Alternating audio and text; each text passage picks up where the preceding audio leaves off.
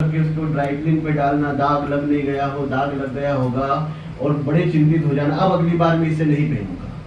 क्योंकि श्वेत वस्त्र तो केवल पवित्र आत्माओं की वेशभूषा है। आपने देखा होगा कि आप इस ईश्वरीय विश्वविद्यालय में आ रही हैं, ये सभी बहनें, और विशेष रूप में आप सब पहने ना पहने पर दोनों जो महान आत्माएं हैं, प्रीति दीदी और दीदी का नाम मैं कहने के चुप रहा हूँ, योगिता बहन जी, ये श्वेत वस्त्र में ही हर दिन रहती, साल के 365 दिनों में हर दिन श्वेत वस्त्र, उन श्वेत वस्त्रों के ऊपर भी एक दाग भी नहीं लगने देती। श्वेत वस्त्र बिल्कुल श्वेत रखे रखती। जैसे इनके वस्त्र श्वेत है, उनसे कई ज्यादा अत्यधिक इनके विचार श्रेष्ठ है। श्वेत वस्त्र पहनना एक बार सरल हो सकता है, पर श्वेत विचार रखना बहुत कठिन है। हमारे लिए श्वेत वस्त्र पहनना भी कठिन हो जाता है। तो बताओ, हम श्वेत विचार रख सकते हैं क्या? नहीं। तो श्वेत विचारों को रखने के लिए हमें ऐसे विद्यालय से जुड़ना चाहिए। पहला तो मेरा ये निवेदन है। यहाँ पर त्याग, तप और तपस्या, तीनों ही चीज का मिश्रण मिलता है। यहाँ पर मैंने जितना सुना है, जितनी बार यहाँ आया हूँ तो मैंने अनुभव किया है, तो मेरा अनुभव साझा कर रहा हूँ कि बाजार में मिलने वाले जो पकवान होते हैं, जो सब अशुद्ध है। हम कहते हैं, हमने शास्त्रों में कहा था और बड़े संतों की वाणी है, रामचरितमानस में गोस्वामी जी ने भी कहा है कि मांस मछली खाते हैं और सुरापान के हेत वे नर नरक में जाएंगे माता पिता समेत। मांस मछली खाते हैं, सुरापान के हेत वे नर नरक में जाएंगे माता पिता समेत। अगर बच्चा शराब, मांस मछली या गंदी चीजों का पान कर रहा है तो माता पिता को भी नरक में जाना पड़ता है, क्योंकि माता पिता जड़ है, जन्म देने वाली जननी माता है और लालन पालन करने वाला पिता है। उन्होंने उचित संस्कार नहीं दिया तो बच्चा शराब, मांस मछली का भक्षण कर रहा है। शराब, मांस मछली का भक्षण कर लो। मैंने जैसा कहा था कि यहाँ पर प्रजापिता सेंटर के अंदर बाहर का पकवान नहीं खाया जाता, बाहर की चीजें ला करके नहीं खाई जाती। जो भी बनता है बड़ी शुद्धता से बनता है। चाहे भूखे रह जाएंगे पर किसी ठेले पर बाजार में जाकर करके नहीं खाएंगे। ये यहाँ के पवित्र और पावन विचार है ईश्वरीय विश्वविद्यालय के। हम बाहर जब जाते हैं, बहुत बरसात हो रही है, तो हम चाट की दुकान पर खड़े होकर करके पकोड़े आदि का लुत्फ उठाते हैं, वहाँ का समोसा खाया। ईश्वरीय विश्वविद्यालय की ये बहन जी ऐसे कुछ भी पकवान को नहीं खाती, और जब मन में अगर कोई ऐसी जिज्ञासु जब भी जावे तो घर का ही यहाँ का भोजन बना करके उसे प्रेम पूर्वक प्रसाद रूप में पाती है। शराब, मांस मछली को खाना या बाजार में ठेलों पर लगे हुए पकवान को खाना दोनों ही बराबर है। आप जानती हैं क्यों बराबर है? कि शराब, मांस मछली में जैसे जीवों का मांस है, उसी प्रकार बाजार में लगे हुए ठेलों के ऊपर खाए हुए जो भोजन है, उसके अंदर कई सूक्ष्म जीवों का मांस डला हुआ है। क्योंकि कई प्रकार के कीड़े मकोड़े सब उस भोजन में। जब पानी पतासे आप खाती, बड़े स्वाद से माताएं अधिकांश जाती है ना। कौन कौन जाती है? सभी जाती है। तो जब वो बड़े चाव से वहाँ खाती है तो उस पतासे में डलने वाला जो उसका फरसान है, आलू है, तो उसके अंदर कितने ही कीड़े अंदर जा रहे हैं और वो डल रहे। एक बार हम भोजन बाजार में गए, देखा, हमारा मन हो गया कुछ खाएं, तो एक भाई दही बड़ा बना रहा था। दही बड़ा बनाते बनाते उसमें डाला, ऐसे करा, फिर उसमें हाथ डाल करके। तो हम मांस खा रहे हैं या वो गंदा पकवान खा रहे हैं, दोनों ही बराबर है। पर प्रजापिता विश्वविद्यालय कहीं न कहीं इन गंदी चीजों का बहिष्कार करता है, इसलिए श्रेष्ठ है। यहाँ पर कई लोग कहते हैं कि ब्रह्मा कुमारी सेंटर में ना जाया करो, वहां से न जुड़ा करो। हम ऐसा कहते हैं, क्यों ना जुड़ा करो? यहाँ पर आपको ये तो नहीं कहा कि किसी को मारो, ये तो नहीं कहा किसी की हत्या करो, ये तो नहीं कहा गया कि किसी को आपका यहाँ जाकर झगड़ा करके गलत शब्द का प्रयोग करना। यहाँ सिखाया जाता है शांति का, समरसता का और सत्य अनुभव का ज्ञान करते हुए भगवान शिव से जुड़े रहना है।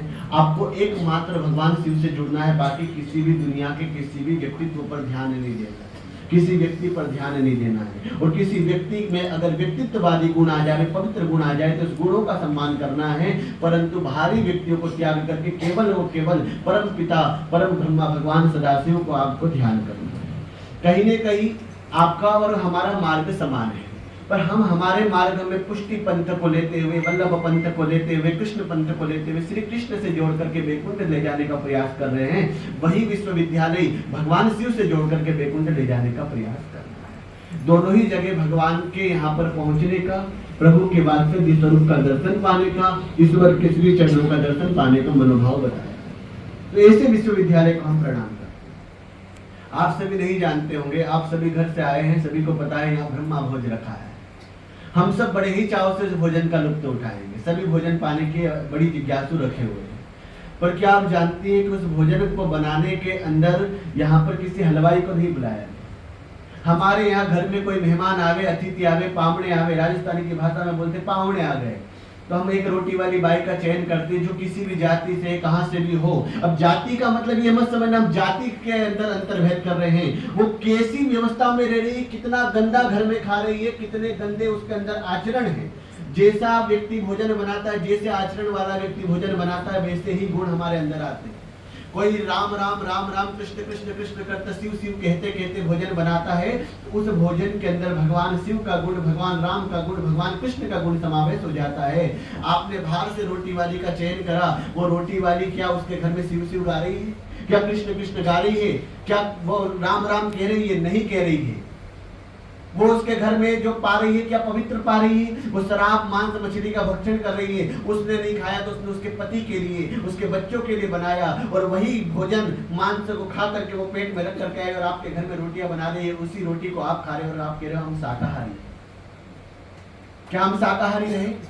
आपने होटल में जो भोजन कर रहे हो तो कितने ही लोग नॉनवेज खाकर शराब पी करके भोजन बना रहे हैं, हम वो भोजन पा रहे हैं, हमने तो नहीं खाया। अरे उसने खाया, उसके पेट के अंदर मांस रखा हुआ था, उसी से आपने उसी के हाथों से बना हुआ भोजन खा लिया, तो भी आप मांसाहारी। पर यहाँ पर आप लोग भोजन का लुत्फ उठाने आए हैं, प्रसाद पाने आए हैं, ब्रह्मा कुमारी का ब्रह्मा भोज पाने आए हैं, तो क्या आप जानते हैं कि ब्रह्मा भोज बनाने के लिए कोई रोटी वाली बाई तो नहीं आई ना, कोई हलवाई नहीं आया। यहाँ के जितने भी सेंटर के भाई बहन हैं, ये 4-5 जो महान पुरुष दिख रहे हैं, ये दोनों दीदियाँ हैं, दोनों दीदियाँ ने अन्नपूर्णा माता बनकर के अन्नपूर्णे च सदा पुण्य शंकर प्राण वल्लभी, वल्लभी का स्वरूप धारण कर करके भोजन के उस भोजनशाला के अंदर जाकर भोजन बनाना आरंभ किया। और साथ में सब भाइयों ने मिलकर रोटियाँ, किसी ने रोटी बनाई, किसी ने छोला बनाया, किसी ने चावल बनाया, और सारा प्रसाद तैयार करा। किसके लिए? आपके लिए। ये पवित्रता है। असल रूप में आप हम जो रोज भोजन पा रहे हैं वो भोजन नहीं है। आज जो भोजन पाएंगे वो महाप्रसाद है, और जो रोज भोजन पा रहे थे वो केवल और केवल अन्न के कुछ टुकड़े हैं। आज जो हम पा रहे हैं वो भोजन रूप में प्रसाद है। तो ऐसे प्रसाद का हम वंदन करते हैं, ऐसे प्रसाद को हम प्रणाम करते हैं। तो ये कहाँ प्राप्त हो रहा है? या तो किसी संतों के खेमे में चले जाएं, संत समाज में चले जाएं तो संत लोग बनाते हैं, और या तो फिर प्रजापिता ईश्वरीय विश्वविद्यालय में चले जाएं तो ये दो जो ब्रह्मणी विराजमान है ये बना रहे हैं। तो ऐसे प्रसाद को हम पा रहे हैं। इसलिए ईश्वरीय विश्वविद्यालय से जुड़ना अनिवार्य है। हमें जुड़ना चाहिए, हमें आना चाहिए। समय समय पर हमने जैसे कि गढ़मुक्तेश्वर महादेव समिति ने हमें सुदामा नगर से जोड़ा, महादेव के इस परिसर से जोड़ा, और इस पूरे समस्त क्षेत्र से जोड़ दिया। हम वहाँ आते हैं, समय समय पर आकर के भगवत वाचन करते हैं, कीर्तन करते हैं, भागवत कथा सुनाते हैं। पर हम हर दिन आकर के तो नहीं सुना पा रहे हैं। एक वर्ष में 7 दिवस 8 दिवस लगते हैं, उसके बाद में कहीं योग लग जाता है, समिति बुला लेती है, श्रीवास्तव पूरा परिवार बुला लेता है, तो वर्ष भर में 1 दिन 2 दिन 3 दिन आकर के आपको वाचन कर देते हैं। उसके बाद भी आपको हमसे समय लेना पड़ता है। जब हम समय देते हैं उसके बाद आते हैं। पर ईश्वरीय विश्वविद्यालय में जब आपका मन हो तब आप यहाँ आकर करके भगवत ज्ञान की प्राप्ति कर सकते हैं। हमने धन कमाना सीख लिया, हमने वैभव कमाना सीख लिया, हमने अच्छा कपड़ा पहनना सीख लिया, हमने धन संपदा को एकत्रित करना सीख लिया, हमने तिजोरी को भरना सीख लिया, हमने बड़े मकान बनाना सीख लिया, हमने उस बड़े मकान के अंदर की सारी व्यवस्थाओं में रहना सीख लिया। पर हमको अंतिम सत्य वो परमपिता परमेश्वर के पास में जाना है, उस सत्य में समाने का विचार रखना था, वो नहीं सीख पाए। हमें परमात्मा के पास जाना है। पड़ा रहेगा माल खजाना और छोड़ त्रिया सुख जाना है। अरे मत कर रे अभिमान तू बंधे, तो ही मिट्टी में मिल जाना है। और यहाँ पर एक बात और अच्छी कही है कि माटी ओढ़न माटी बिछावन। माटी मतलब मिट्टी, माटी ओढ़न माटी बिछावन, और माटी का सरहाना है। मत कर रे अभी में सोने के बहुत सारे जेवरात पहन ले, कितने बड़े बड़े महल खड़े कर करके रख दे, वरना महल अटारी साथ जाएंगे ना संपत्ति साथ जाएगी। जिस दिन इस शरीर से दिव्य आत्मा निकल जाएगी उस दिन तुम्हारा नासवर शरीर भूमि पर धराशायी हो जाएगा और तुम्हें जला दिया जाएगा। मिट्टी के हो मिट्टी में मिला दिया जाएगा, पर आत्मा तो अमर है। और जब आत्मा यहाँ से निकलेगी और परमात्मा के यहाँ जाने का प्रयास करेगी तो द्वार बंद हो जाएगा। उस समय वो आत्मा रोती रहेगी कि मैंने कैसे शरीर का चयन करा था और उस शरीर का चयन करके कैसी व्यवस्थाओं का पान किया था। मैंने वहां धन कमाने की चेष्टा रखी, मैंने वहां संपत्ति बनाने की चेष्टा रखी, मैंने वहां बड़े बड़े मकान बनाने की चेष्टा रखी। शायद मैं इस परि विश्वविद्यालय में जाकर भगवान शिव से मिलने की चेष्टा रखता तो आज मेरी आत्मा भगवान शिव की शरण में चली जाती। शायद मैं वहां जाकर करके भगवान श्री कृष्ण के मार्ग में जाकर के पुष्टि पंथ को अपना करके, वल्लभ पंथ को अपना कर करके, संतों की वाणी सुनकर करके भगवान का दर्पण देखने का प्रयास करता, भगवान का स्वरूप देखने का प्रयास करता तो शायद मैं भगवान श्री कृष्ण की शरण में चली जाती। पर हम क्या, हम तो संपदा में लगे हुए हैं। ये इतने लोग हैं, अभी सभी के विचारों में आ रहा होगा कहीं ना कहीं महाराज जी ने कहा तो सत्य है, क्या आज से हमें संपत्ति त्याग देना चाहिए? क्या आज से हमें ज्वेलरी त्याग देना चाहिए? क्या आज से हमें घरों को त्याग कर करके ईश्वरीय विश्वविद्यालय का चयन कर लेना चाहिए? मैं ये नहीं कह रहा हूँ कि सब त्याग दो और विश्वविद्यालय में आकर बैठ जाओ, सब त्यागो नहीं, कर्म कर करके जितना है उससे 100 गुना ज्यादा बना लो, 100 गुना ज्यादा एकत्रित कर लो। पर उसको एकत्रित करने के बाद में से उसमें से थोड़ा थोड़ा ऐसे विश्वविद्यालय में लगा कर अपने आत्मा का कल्याण करो और यहाँ बैठकर मेडिटेशन करके भगवान शिव का ध्यान कर करके मोक्ष का साधन चयन करो। थोड़ा थोड़ा भगवान की कथाओं में लगा कर शायद मेरे शब्द कहीं न कहीं चुप भी रहे होंगे, कईयों को बुरा लग रहा होगा, ऐसी बातें क्यों कर रहे हैं, हम तो रात दिन कर्म करके संपत्ति कमाते हैं, उसी संपत्ति को त्यागने की बात कर रहे हैं। नहीं, मैं संपत्ति त्यागने की बात नहीं कर रहा हूँ। वो संपत्ति किस काम की जो किसी की विपत्ति में कार्य न कर सके, किसी की विपत्ति में ना आ सके। वो संपत्ति किस काम की जो धर्म में न लग सके। वो संपत्ति किस काम की जो भगवान का भजन हमारे मुख से न गाने दे सके।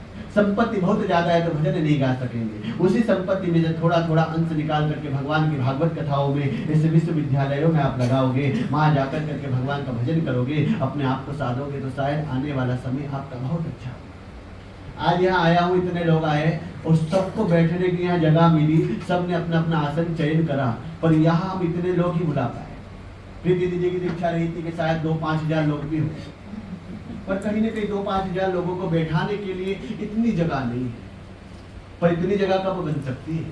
जब 2-5 हजार लोग यहाँ आने की चेष्टा रखे और 2-5 हजार लोग ही थोड़ा थोड़ा कण लगा कर दे तो शायद अगली बार 5 हजार लोगों के बीच में आपका राजेश्वर महाराज आकर करके प्रवचन। और ब्रह्मा कुमारी विश्वविद्यालय आपको गलत शिक्षा नहीं दे रहा है, आपको कभी किसी का गला काटने की बात नहीं कह रहा है, किसी के लिए बुरा करने की बात नहीं कह रहा है। केवल और केवल ये विश्वविद्यालय आपको ईश्वर से जुड़ने की बात कह रहा है। अब ईश्वर में वो भगवान परमपिता भगवान शिव भी हो सकते हैं, वो परमपिता भगवान कृष्ण भी हो सकते हैं और परमपिता मेरे परम स्वामी भगवान ब्रह्मा भी हो सकते हैं। किसी भी रूप में आप भगवान से मिल सकते हैं। आज बड़ी सुंदर बात भी है कि संत समागम हरि कथा और तुलसी दुर्लभ। आप प्रजापिता विश्वविद्यालय की संत हैं। हमारी भाषा में, जैसे आपकी भाषा में सबको भाई साहब कहा जाता है, तो आपने आपके मनोभाव से हमें भाई साहब कहा। हमारी भाषा में सब दिव्य आत्माओं को संत कहा जाता है, गुरु जी कहा जाता है, आचार्य, तो हमने आपको संत की पदवी से सम्मानित किया। आपने भाई साहब कहा, बड़ा पवित्र और पावन शब्द है, क्योंकि विश्वविद्यालय ने यहाँ पर भाई साहब और बहन जी के अलावा और कोई रिश्ता मान्य ही नहीं, तो सभी को भाई साहब और बहन जी के रूप में यहाँ पर संबोधित किया जाता है, केवल पति पत्नी को छोड़ करके, है ना। पर भाई साहब और बहन जी का रूप दिया जाता है। तो आपने भाई साहब कहा तो मेरा मन और बढ़ गया कि भाई साहब, बहन ने भाई साहब कह दिया विश्वविद्यालय के, हम तो भाई हो गए। ये हमारी बहन का घर है और हमारी बहन भगवान शिव की दीवारा के भक्त है, यहाँ ना बुलाए तो दोनों चले आना है, ये हमारे मन में मनोभाव आया। उसी प्रकार मैंने संत कहा, संतों का समागम। आज यहाँ संतों का मिलना, संत समागम हरि कथा। अब हरि कथा ले लो या शिव कथा ले लो, दोनों ही परम ब्रह्म है। संत समागम शिव कथा तुलसी दुर्लभ होय, तो यहाँ संतों का समागम भी हो गया, भगवान शिव की कथा चल रही है, हरि कथा चल रही है। और तुलसी दुर्लभ होय, भगवान श्री कृष्ण का स्वरूप अपने आप में महारानी तुलसा है, ऐसे भगवान श्री कृष्ण विराजमान है। तुलसी दुर्लभ होय, ये तीनों स्वरूप भी मिल गया। सुत दारा धन लक्ष्मी, पापी घर भी सुत दारा धन लक्ष्मी। धन तो पापी के यहाँ भी होता है, धर्मात्मा के यहाँ नहीं। रावण कौन था? सबरी कौन थी? सबरी को धर्मिणी कहा गया है, पर रावण महाज्ञानी होने के बाद में भी उसका हमने दशहरे के दिन कई लोगों ने पुतला जलाया।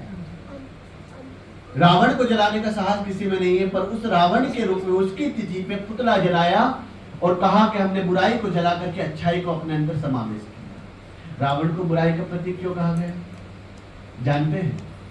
रावण महाज्ञानी था, बहुत कुछ जानता था, सब कुछ होने के बाद में भी रावण के अंदर अहंकार था